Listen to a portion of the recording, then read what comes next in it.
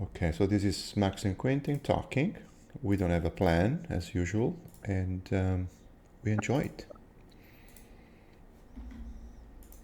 As usual. Um, what do you want to talk about, Q, today? Maybe a little evaluation of what's been done in the past week. How are you doing? You sent me a message on renaming the podcast. Yes. Um, the thing is starting to get a little bit of momentum, and I'm excited. There's a lot of potential there. The CREAZEE sprint name is quite funny. I like it. I have several tabs on the word CREAZEE because although it is fun, it is not easy to spell. And, if you don't know it, you don't know how to search for it. But it's fine for now. I don't care. And I published a podcast in a proper way using a WordPress plugin, and then I submitted to different directories. So now we are on Spotify. I'm waiting Really? for, yeah, we are waiting for the authorization by Google and Apple. But the point is that I don't think I'm ready to do that. I'm doing it because I need to understand how is it working, and I need to clarify some doubts that I have, for instance, related to language. So one of the best recording that I had was the one with Antonella that was in Italian.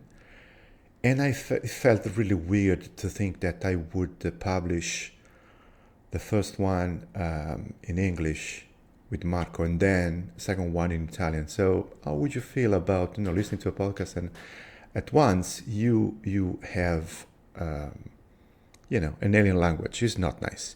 So I was forced to rethink it, and I think that even because other friends they don't want to speak English, I will have another channel in Italian. That's fine. I mean,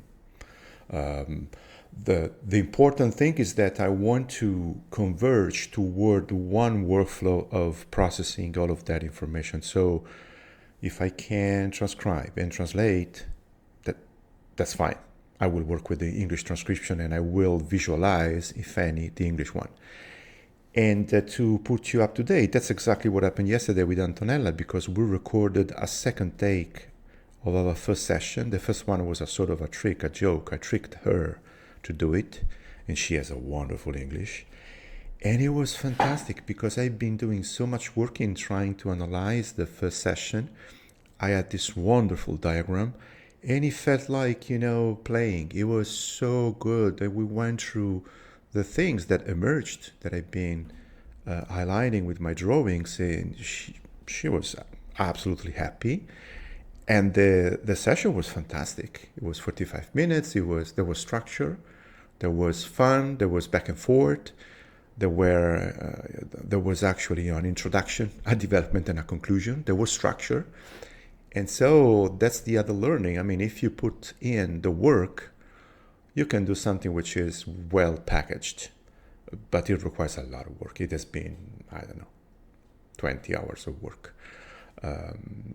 She said basically, she was so happy that she said, I could use this as instead of any interview that I want to do with any potential employer, I can send this video. And I said, oh, this is cool. This is really, really fantastic.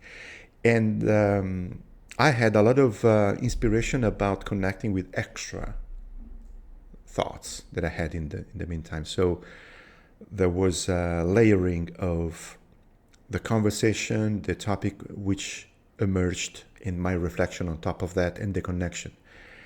And on top of that, the connection with the other sessions. That is exactly what I want to do. So the thing is starting to getting stratified, layered in a way that I like.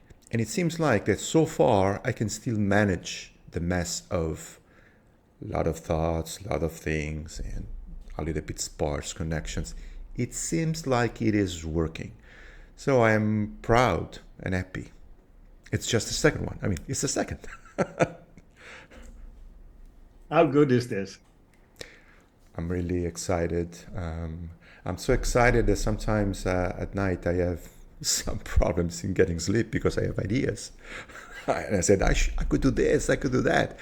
And I say, wow, this is so good, not getting sleep because I'm excited instead of being worried. This is exactly what I wanted. Maybe now I should get to sleep. And so the essence is that I'm happy. I'm very happy, Quinten. You are part of this, and I'm really grateful for that. And the idea is that there's a lot of things we can do, a lot of things will happen, and I can't wait. This is so good. And the fact that you're being up, you're kept up by having ideas is the best way of losing sleep ever, right? I was looking for that. Can you believe I was searching for a way to be genuinely excited like a child?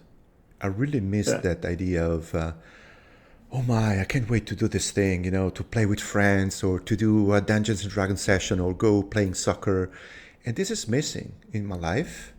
And now this is a kind of adult way of playing, which Yeah. is really serious, but it's really fun. I mean, Yeah, were it's you really. also when we were in Nest Labs? Were you in touch with Reddy? Yeah, Yeah, yes. I still follow him on Twitter. He's like the ultimate play guy, yeah? He is crazier than me. And we had, I don't remember the platform. There was a sort of quick podcast platform. I forgot the name. Basically, you can press the button and record it and going live. And we had a short interview between me and you about education and being more, free about learning or reversing the class. It was fun. Oh, Racket. Yeah, correct. I completely lost track of that. Yeah, yeah. It's come and gone. And it makes me think. We discussed the Tim Ferriss interview with Chuck Palahniuk, right? I think several times, but I don't remember the subject. No, What was that? Palahniuk wrote, as you know, Fight Club, and Yeah. he has a problem whenever he is not like creating something that he Okay. loves. So he explained like whenever I'm like calling my friends in the middle of the night and picking fights, etc. The question they're asking me right now is, Chuck, you're not writing right now, are you? That's a nasty way to answer, but that's true. Yeah, so that there is something, and it's about the muse. The muse, and in Roman times, it used to be like a benign thing that would help you. But if you were not creating, if you were not using the muse, they would wreck your house. And yeah, this what you described, like your state change from like anxiety to like pure joy, right? I mean, this This is is that's a beautiful metaphor, and I really feel like that. That's exactly how I feel. yeah, But don't get me wrong, I'm always creating. I'm creating too much. My problem was to contain, to systematize it, even if maybe it's exactly the opposite of creating. How can you systematize something which is spontaneous? But at the yeah, same time, there is creativity that can be in a system when you need to come up with a solution to yeah, something. My problem was to capture it. I'm having, thousands of post-its and notes yeah. everywhere for 30 years, and I've lost them. How I can have, you create something in the form? And for a lot of artists, this is like their default routine, right? If you're a painter, even if you make like the little doodles, if you look but like the little doodles that painters made, that's like that goes into your portfolio. but that is If not you're an bad. artist, every recording you do, every show Yes. you do, it's like, and you are gradually building your portfolio. There are several implications to that. This is true, and if you want to create, you just do it. You don't have to have a Yeah. specific medium or an out. Or you are not expecting anything out of that. And this is But this always true. form is nice. Yeah, the point is that what if you're not satisfied, you're not content with that? Because I want more than that. Hmm. Maybe we discussed that several times, several weeks ago. Something that gets me frustrated is realizing that I'm thinking always the same thoughts. That is not good. Or having always the same idea. Sometimes I rediscover, I'm excited, and I say, wow, this is great, this is cool. Then I say, oh, I already said that 2 years ago or 20 years ago. This is frustrating. So I say, what can I do to build upon it? What can I do to evolve? I don't want to stay, because it seems like this is really cool and fun, but it's like I am moving on the ground level. I'm never levitating. I'm not Is this a, elevating myself. isn't this also a mindset thing? Because there are thoughts that you can track down, and this is one of the nice side effects of recording all your thoughts. So, oh, I thought of something similar some time ago, but aren't you also like polishing those same ideas, even if the raw seeds were there like a couple of years back? I kind of see that in my thinking. That like a lot of the material was available a couple of years back, but it just didn't click in the way that it does these days. So in a couple of years, it will be even better. This is a little bit, I don't know the word in English, fatalist, believing in fate. Not the faith, but fate. Yeah. That is basically, I have trust that I can evolve as a human being, because of course I am. I'm growing. I will improve. And one day I will stumble again upon this thing. Several friends told me this kind of approach to life, and it's a little bit too much relying on luck or trusting too much about the fact that you will find again that thing when you need it. I don't like that kind of feeling. Meaning, that's exactly how, no. I mean, that's exactly how I live, and the fact Uh, that I can perform and I can think and I can relate to people in a in family or friends or work life. Of course, it's a demonstration of the fact that that's how I work. But I always feel that is not enough. What if I yeah. want to be precise? What if I want to see the evolution of that thought? What if I want to quote? What if I want to find extra sources? What if I want to become better at that specific thing? That is not something you can readily do if you don't Mm. have a reference. Yeah. Agree. And but I think there's a balance between like the playful, the joy, the connecting stuff, the investigating because you really enjoy it, and creating the connection, which is almost effortless, right? And the tough grind part, which we discussed earlier because of our like Catholic background. In Dutch, we have a special flavor called Calvinism, which is Yeah, all you over have the to place. suffer. You have to suffer. Yes, If you don't you need to suffer, work. you should feel guilty. Yeah, of course. We're not meant to be happy. I am absolutely against this, as you well know, and now this is on record. And I'm really inspired by the several times you said, "What if this were easy?" And I Yeah, want to integrate this with, the tenets of UX design. That is, what if the experience is effective? You can do what you want to do. Efficient, you do it with the minimum effort, and pleasurable. What if it is fun? yeah, So, what if we put together the fact that it is a joy to play with ideas, and you can capture them so you won't forget them and you can build upon them, and yeah, you can leverage it so you can have a more articulate thought? I mean, why yeah, not? yeah. This is like true, like fun for me, and also the balance between like being really prepared and having your shit together and having your methods together and being proficient with like all the tools you're using, and at the same time the unexpected parts, Yes. the like I wrote a little piece on that yesterday in the newsletter. Oh, Okay. Maybe copy it in. It could be a nice start for it ties into what we're discussing right now. It's called magic. I'm getting it exactly right now, and I want to put it exactly where you are suggesting to put it. Maybe this is not good, this is better. Would you like to go through it very quickly? I mean, this is even funnier.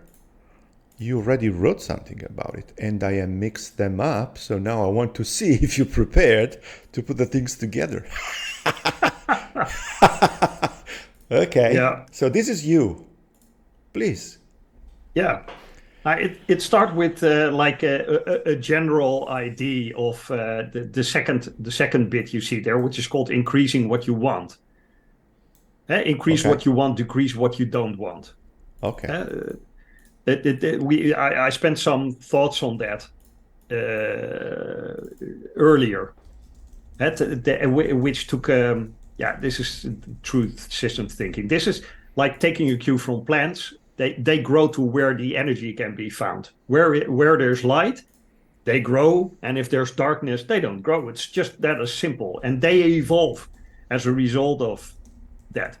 So finding the activities that give you joy and pleasure is like the recipe for that, right?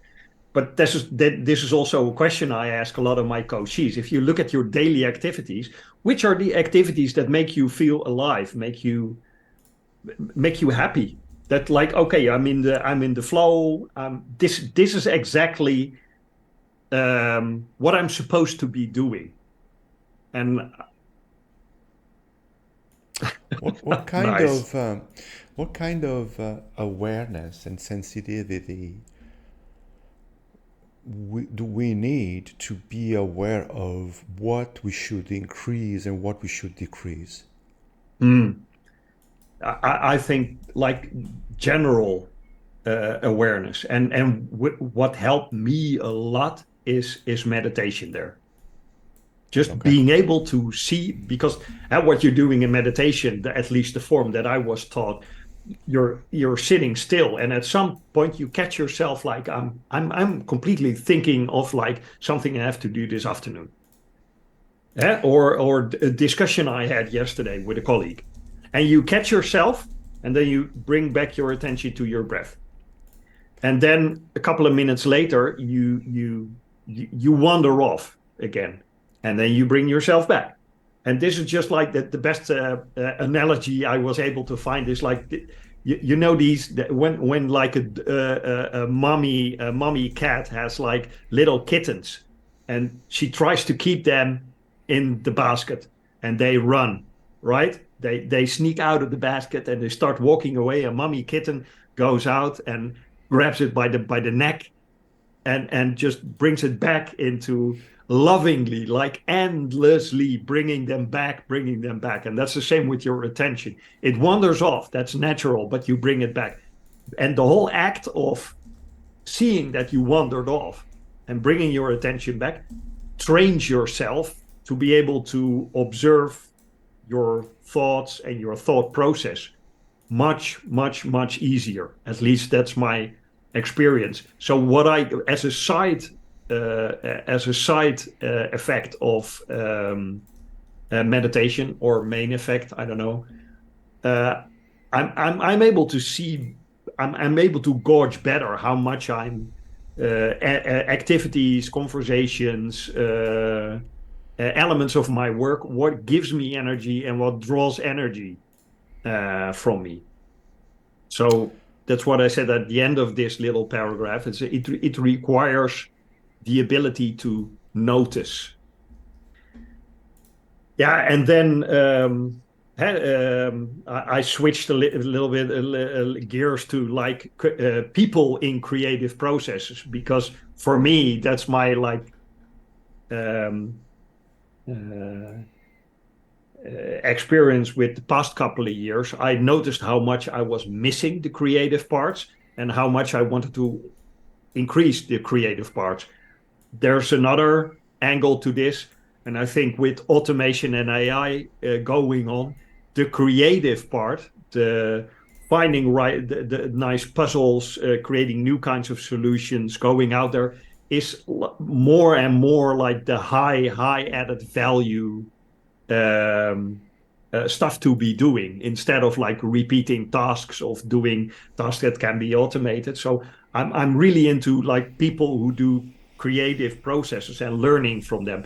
Even though a lot of these professions I'm not proficient in myself. I'm not a great musician, I'm not a great artist, etc.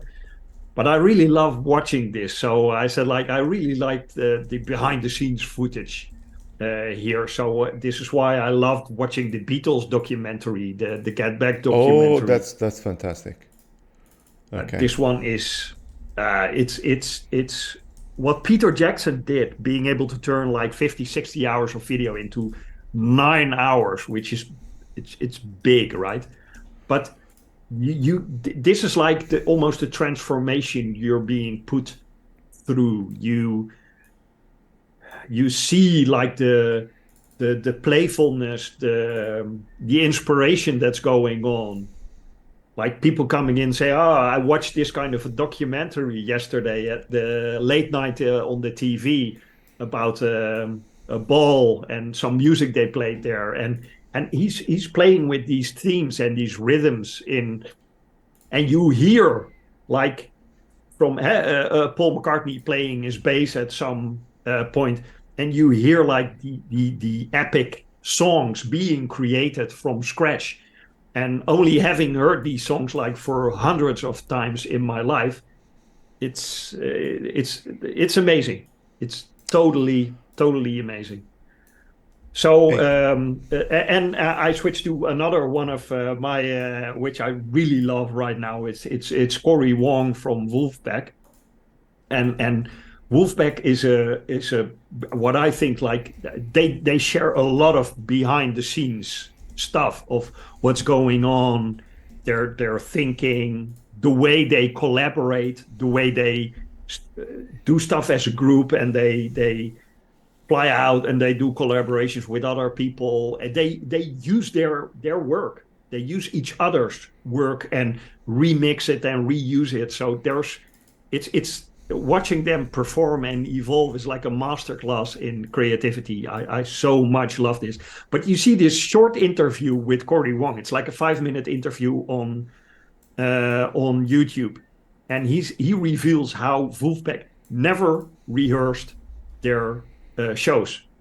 So they did, like when they recorded the songs, they did a number of takes. Like they do the like 2-3 takes, and they record it wherever in like a crappy material, crappy recording they do. But it's they never rehearse.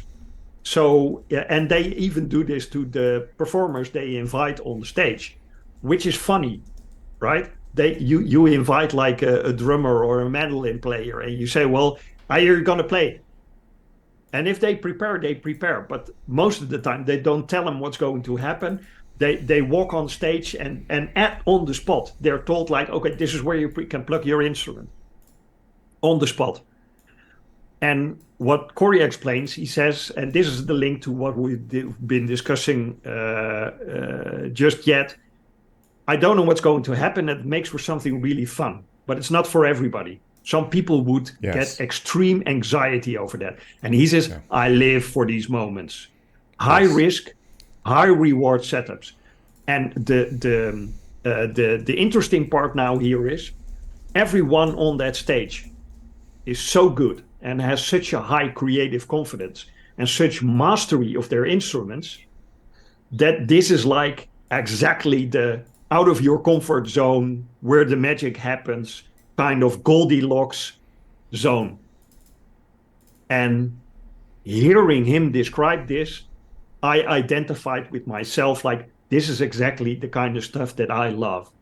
It's when I work with clients and you go into a situation that you don't know exactly. Of course, you've done your reading, you've done your prep, but you don't know what you will find once you start asking questions, once you start having a conversation.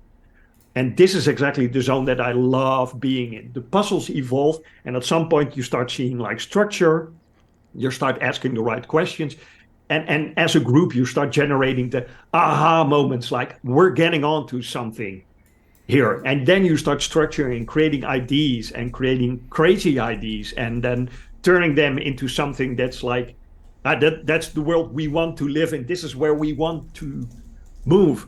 And this is, for me, this is where I feel most alive in my line of work. And I think it also translates to the conversations, the kind of conversations we have.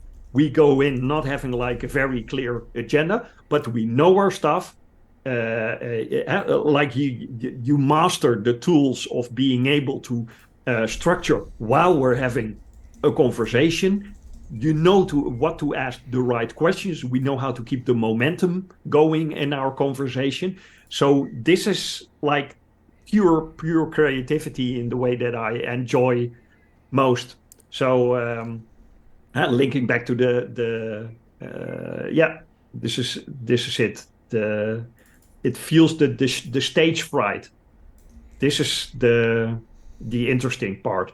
Like you don't know what's going to happen. There's always a little bit of what is going to happen here. In your head, you know, okay, I'll be able to do this because I've done it in the past a number Oh, of look at times. this. But in your gut, you feel like, okay, there's uncertainty there.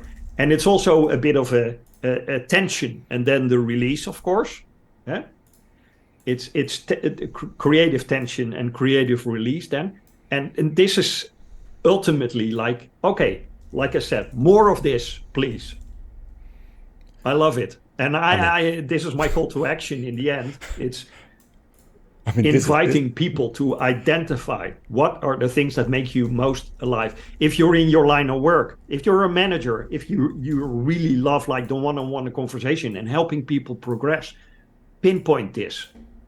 If you love like solving the puzzles, if you love to walk in the room with a bunch of people having like a big problem in the project you're in, are you the one who loves like walking up to the whiteboard and start writing like the structure, asking the right questions? Identify the activities during your day that bring you energy and that make you feel most alive. And of course, no life and no work can be 100% of this. There are tons of elements. The question is, which of those like elements in there, which activities in there make the rest, all the menial tasks and all the negative stuff and all the grind, which make it worth it. Oh my. I mean, can I tell you I'm having real fun here? I mean, this is your article. You published it yesterday, and we are visualizing it and discussing it together. And I feel so many points of resonance, and I am making so many connections. Looking at it through my creative lenses, I feel like that's exactly what we're doing right now. And I appreciate you saying that you need to have creative confidence. Imagine inviting, you know, a junior or somebody who is shy. They never talk to an audience. So would they do that? Maybe they would be frightened, exactly as you would say, the stage fright. But you have to face it at least once, and then you have to build the creative confidence. I mean, I did it so many times that I'm fine with it, and I'm looking for the thrill of being live. And I want to connect that with my initial feeling of being fragmented and not accumulating enough structured knowledge because there was no push to going live. So why are those creative people, those musicians, being able to develop the creative confidence out of the fear and the creative tensions? Because they practice. They did it a lot. So jazz coming to my mind. I mean, they've been doing it so many times that is their job, going on stage and just improvising. Yeah. So I see this parallel, and I really love that. And so that's the target, or maybe the creative constraint. If we set ourselves to do this live, I think it's a little bit different than just being me and you talking. Mhm. And so far, I would say this is better. What do you feel about this? Yeah, it's And I feel more it's alive. yes, yeah, it's exactly what you're doing right now is magic in itself, right? This is really magical. Yeah, it is.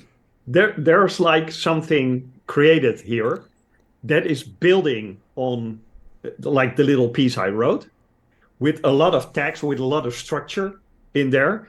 And what you are writing here and the elements you put in right here trigger a lot of stuff for me Yeah. as well, like secondary ideas. Yes. Oh, you're reading my mind, my friend, as Yeah, usual. What if we say, well, I mean, it was a nice trick. You guys, you're good. Okay, very good. But what if I ask the provocative question, and so what? And so yeah, what? I mean, the so what is the zooming out yeah. and reflecting on the many things that you can say. Think about this. Can you have any risk in meditation? I was reading this fantastic article by this guy here because I know nothing about meditation. He's a professional meditator, knowing all the possible disciplines, Buddhism. And he said that basically there are a little bit of scientific research saying that according to the quantity and the intensity of meditation, you might have severe mental health problems. I didn't know that. I wasn't Oh, aware of that. okay. I wasn't aware of that. So this is completely new to me. And I was reading this with very, this is also an AI specialist, he's a scientist. He has an engineering approach to these kind of things, which I like. So there's no spiritualism, mysticism. It's just a way Yeah, of, medics have been studying people doing that. And that's what could happen to you. You could have, yeah. severe impairment. I said, oh my, oh, wow. Oh, interesting. What I know from meditation, and this is something that like my teacher told me and told the whole group on day one. He said he first asked people like, "Why are you here?" And some people joined this like introductory class because they said, "I want to calm my mind. Okay. I'm having trouble sleeping. I'm having trouble not mulling ideas and negative thoughts. So I want to calm my mind." And he said, like, to be honest, it's only gonna get worse before it gets better. Because seeing your own thought process, having like clarity at first will reveal what's going on. And I can imagine this not being for everyone. You will see what's going on. You will see how much it's like if you try it yourself, if you meditate for like 10 minutes, it's your mind can wander like 30, 40, 50 times to different things, like the conversation you had where you thought, yeah, like my response wasn't that great, the tasks you need to do, it's amazing how much thoughts are constantly generated in your brain. It's mind-boggling. I I experienced that without knowing anything about meditation. I experienced that as usual, as I do in my life, by reinventing things already existing that were. I discovered that by doing free flowing writing sessions, Mm. meaning I remove all the distractions and I focus only on the screen. I get warmed up by typing whatever kind of thought is coming to my mind, even the most stupid one, like, this is a screen, I'm here, I don't know what I'm doing, I know, I forgot a period, I don't care, full stop. And then after between 5 and 15 minutes, I start to actually have the real thoughts to emerge. Mm. And then I think I am in the flow, and something weird happens because all of my fears, my recurring thoughts, or my anxiety, they start to come up. And so I write it down, and there's something really, scaring and magical happening at the same time, which is I lose a little bit of touch with reality, and I forget I am typing, I'm touching the keyboard, and I see my thoughts visualizing in front of me. So I see my thoughts, and then I'm able to see those thoughts like I am another person, and I can listen to them, and trying to be either scared or compassionate, and saying, this is me. I recognize this thought. This is what's happening to me. And that's the other benefit of tracking things. If I keep those writings and I compare them after several days or several months, I recognize myself and I say, wow, this is me. This is what I was thinking. And some of those I still thinking today. But now I'm aware of that. So I think that is the idea of meditation. And the same happens when I'm doing long walks and I'm recording my thoughts. And then I listen again back to my voice from 1 year ago, 3 years ago, 5 years ago. And it's like talking to your past self, and it's like another person. And sometimes you say, look at poor Max. What were you passing those times? I remember those times. But now it's better. Or now it's worse, whatever. So, but it's a kind of controlled and, I don't know, I'm not losing touch with reality. I'm not detaching. I'm profoundly aware of what's happening to me. What I was reading in the article instead is the problem that if you don't have this kind of control, you might lose completely the control of reality. You get out of touch. And if you become so good at being meditating, which is actually the final goal of every meditator, is that you become detached from your emotions. But we're human beings. If you are too detached, are you still human? If you say, yeah, I don't care, that's not, I can control that. I don't react to that, which is kind of, okay, good if I need to act and react, but it's also kind of worrying. What if I'm not reacting anymore to something important happening? Is this what I want? Yeah. Yeah, my first thought is meditation is a tool,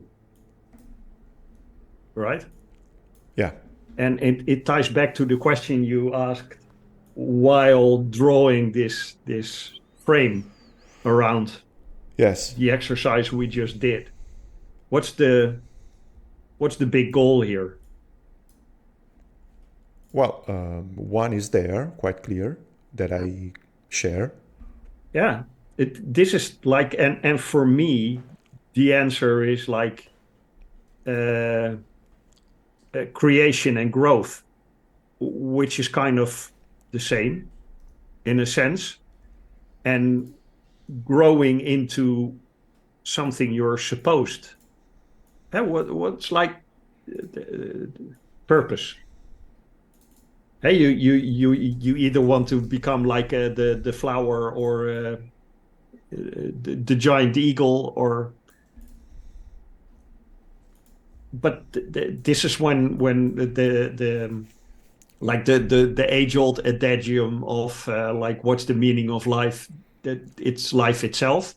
Yes. Makes more sense to me these days than when I was in my 30s. Hey, it's and a lot of it ties into and the explanation of that hit home for me most in the past couple of years was the podcast Simon Sinek did with James Clear on. I've been listening to that. I enjoyed that a lot. Yeah, this is like I can't explain why, but all his words are. Was fine James Clear and his book Finite and Infinite Games it's a dense book. It's like I haven't even finished it. Every once in a while, I bring a little bit in, like read a little bit, but it's tough. But his explanation, his vision on life that he explained in this podcast, this interview that he did just before he died, is Yes. uh, it hit home for me. Like you're trying to play an infinite game. You play the game for not winning, but keeping the play going, which also aligns to the wonderful quote that you introduced me to on grow the network. Yes. Uh, this is just the whole goal is becoming who you are. Dr. James Carson in the And I mid-1980s think defined these what two types of we're games, doing finite games here, and infinite and games. what I also describe in this little piece is like, how In can you games- get there? Where can you, with the feeling the magic, the feeling alive is the little compass that that your dad gives you, right? Yes. Let me track down the. I think this is Dave Gray. You cannot build your network when you need it. And the oh good the That's yeah, exactly why it makes sense to get together to build a network. We are building a network between me and you and the people who are listening to us and concepts. And yeah, and I also mean the quote on like when you're performing activities, just think about growing the network, increasing like the strength of the nodes, the strength of the relationships in there. I don't know. It's what was from the fifth discipline. yes, well, it was increase the health, Yeah, the system health. yeah, and you're part of something like bigger. It's yeah.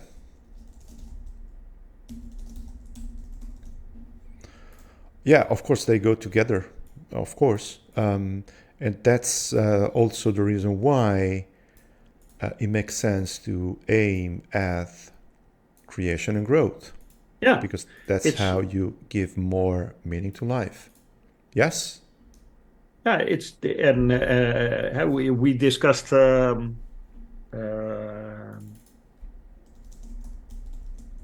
A Man's Search for Meaning by Frankl, of Yes. course, multiple times, but also ties into the self-actualization by self-transcendence quote that he uses, like the find meaning beyond yourself. That's often where you can find it. I was also like in my Readwise up confronted with the highlight I made in a book like 10 years ago.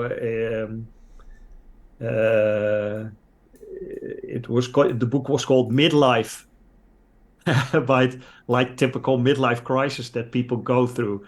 And one of her main lessons from interviewing a lot of people is if you're struggling with in midlife, like first best action to do is start caring about something other than yourself.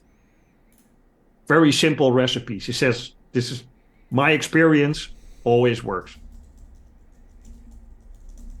So going beyond, and yeah, this of course the theme we've been touching on, like play, the effortlessness, the flow. Yeah, and following the flow, not knowing what like the whole cathedral will look like. Just start building, and start building with elements that you love and you enjoy doing all the same. This Max, you're now like, this is building the portfolio, right? This is building the collection of thoughts, the collection of podcasts, the collection of recordings. But you're having fun while doing it. This doesn't feel like work, right?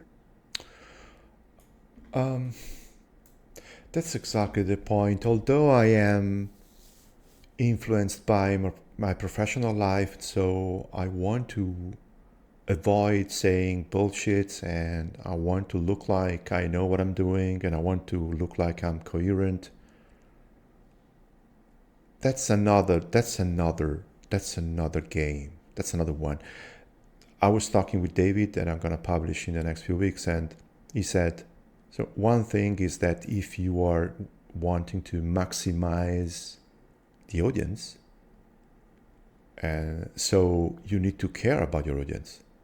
I was having this conversation with Antonella as well, when we were having a very spontaneous conversation that was absolutely fantastic. And she said, but Max, this is me and you talking.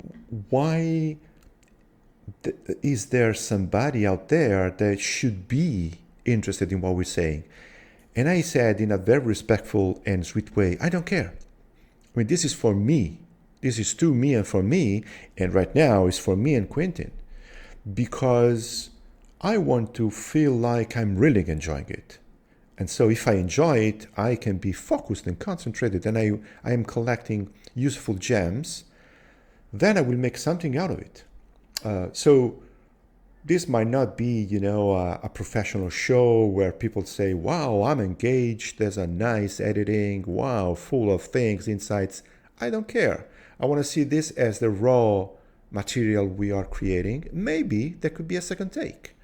Or I can do extracts or summaries, or maybe I can write some, articles or books as you are doing. The point is that in a respectful way, I don't care. I like this. And that's exactly why I'm doing it. It makes me feel more alive. So, yeah, and also consider like, what if this is perfect already? Yeah, I like that. Yeah, what if this is like not like a book, something that this is the draft of, and then you have to build on it. What if this was like our 1 hour little concert, and you play the gig, and that's it, Well, and people have like an experience. I was not agreeing with you only a few weeks ago, because I said, oh my, I mean, look at this mess. I mean, how could you ask to anybody to go through 45 minutes of talking between two strangers, trying to understand why this, why that? This can be really boring. I mean, nobody will do that. Some people might. Yeah, but the point is that when I did that on my own, the first time I recorded that, and then I transcribed and wrote and analyzed. Then I went again over it with Antonella. She said, Max, this is fantastic. I mean, if I have to present myself, because we'll be talking about her professional role, I might not even need to go there and do an interview. I can send a link to this video. Yeah. So the value is there. It might be very Yes. personal, individual, Sure. but there's a lot of value there. Yeah, I agree. Was the other, yeah. I do think like what you're doing right now, creating it on the spot. This helps, this helps for me, but I think also if people are interested in this conversation, the buildup of this, and you're zooming in and you're generating it and creating the links as we speak, helps people like solidify the concepts that we came up with, the associations that we came up with, and it might even like trigger their own thoughts. They can easily, like a very simple thing, they can easily remember like a quote that you put in here versus them hearing a quote on a podcast and then thinking, oh, that resonates, that's fun, and then they forget it. If you see it and you see the author and etc., it makes sense more. It's easier to attach it to like the structures that are already there. I think so. And I want to talk about my desire, my vision for the future, so you might give me your impression. I'm thinking about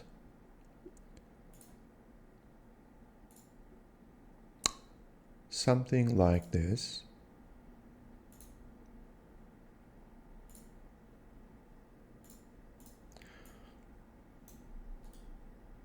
want to put this to the back. I said I want to send this to the back. Not going to the back, okay. Because it's not part of this frame, maybe? I don't know. Yeah, okay. Doesn't work. So let's remove. Okay. Okay. Outside of the frame. Okay. Now this is, yeah. So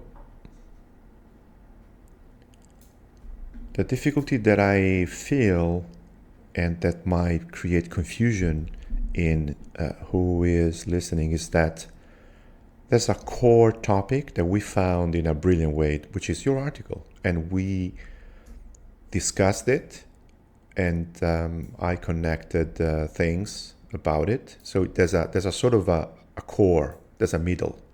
Mm-hmm. Then I would imagine if I duplicate this and I change its color to something, I don't know, something like that, and going to the back again, make it bigger. There's another circle of around this topic, which is what kind of connection am I making live while talking to you? So there was some visual suggestions, there was some articles, which is not exactly at the center of your article. This is me trying to adding resources. So there's a different level of readings. Mm-hmm. And then my dream, and this is where I want to validate my idea, is changing the color of this to something different. I've broken, of course, now everything, but it's fine. So yeah, what we're doing is diverging, right? Yes, and I want to talk about this thing right now. What if and how can we create an external level of interaction or conversation or whatever it is, where if I send this, if I change this to what I was doing before, it's maybe, I don't know, something like this. There's no border. It goes on the back. Okay.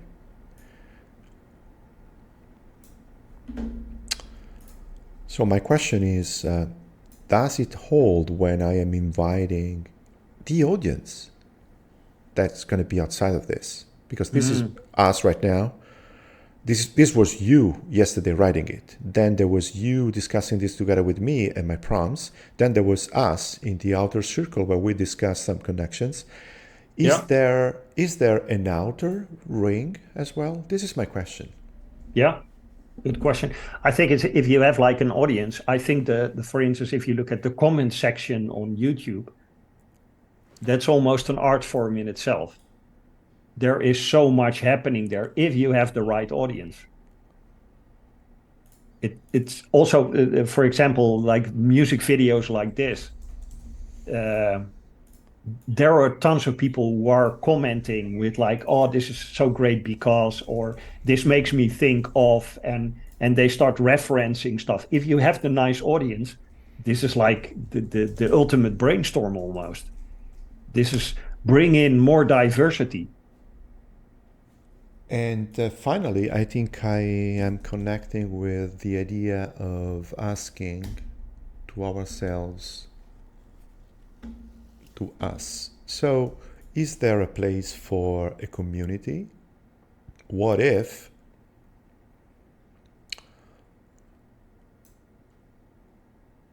we have a place, something like, a CREAZEE community, where we can have structured conversations. So maybe there's a thread linking through this place where you can go there. You can watch the recording.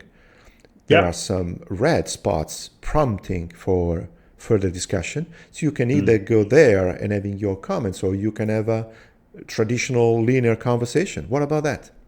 Yes. Yeah, Oh, you can. But I do feel like this is higher friction than like YouTube comments. yeah, of course. Yes. So that means, yeah, the higher friction part will have value once you progress beyond a certain point. I'm already diverging too much because it feels like now you have too many places to interact with us. Where am I gonna talk to you? Shall I send a private message, a YouTube comments, or shall I go to the mural or the Yes. community or the newsletter or the Telegram channel or the Substack news? I mean, it's that's the point where I'm starting to lose a little bit control, but Mm. that's the other point where I feel like this can be fun and I don't care. I want to experiment it. Yeah. And also the question is what's your goal with the diverging beyond what we're doing right now? What we are doing is like thinking together. Okay, this my goal is this is going to a sort of a fractal recursive level of connection. So this Mhm. is us today, but then we have also us another day. We have me and Antonella, we have me and Marco, and how can I put all of those things together? That's my goal. Mm. That's my goal. Because Marco is talking about surprise in your creative process. Antonella is talking about surprise when interviewing users and, emergence of unexpected ideas. We Yeah. are talking about creativity and surprise. Yes. Isn't that a pattern? Isn't that a connection? I mean, that Yeah. makes me not alive, makes me thrilled. I have now thrills going over Yeah. my skin. Yeah. I just want to do it. I don't know why. I don't care. I want to do that. This is like an ultimate lesson here, and it ties into like comfort zone and growth. Going outside of your comfort zone, going into the unknown. It ties back to like the hero's journey, venturing off into the unknown, being transformed by the experience, then returning home to share his experience. It's almost built into like the yeah the structure of everything, right? It's about adjacent possibilities. Oh my. I discovered that this doesn't work, but if I lock it, I can say this. Okay. I feel satisfied, Quentin, because if we don't stop, we can go ahead for We 10 can all hours. buy for an I, hour I probably, mean, I like we sometimes used to. I But can go on 4 hours this on it. is So fun. This I'm a, this yeah, format also like really feels nice. very Having good. a conversation, structuring it as you go along. It's very nice to watch like the visual elements being built up as we speak, being able to see the whole thing. Like it's almost like me as a bit of audience as well, like building the wetware, Yes. building the model while we're having the conversation. You making sense, making connections, making little trigger points. Like okay, we could expand on this, we could expand on this, we could expand on this. This is it's a whole different form of interviewing. It's like for me it's like the better version of like live mind mapping or live transcribing a meeting, a conversation, because it is so specific. This is not like AI doing a summary. This is everything that's written down is because it resonates with us, and that is also like the risk of going broader. What resonates with you is like unique. What resonates with me is unique, and it's an indication of like our deeper sense of purpose, what we aspire to be. and we have, because we enjoy our conversation so much, obviously we have some overlap in there, so that means we can grow, but we have a lot of material that resonates with both of us. If you go too big on the audience and the interaction, you will get like the famous question. If you ask like 3,000 people to agree on a flavor of ice cream, you will get vanilla. Vanilla. This is That's not it. vanilla. And No. by the way, you don't know if I am not an AI or not, because I don't know if you know Max Zuckerberg. So you cannot know if I You're am an passing AI the or not. Turing test very, very good, like with flags. Yeah. So would you agree in publishing this as a CREAZEE sprint? Yes, for sure. So my I think it makes dear, for some nice material.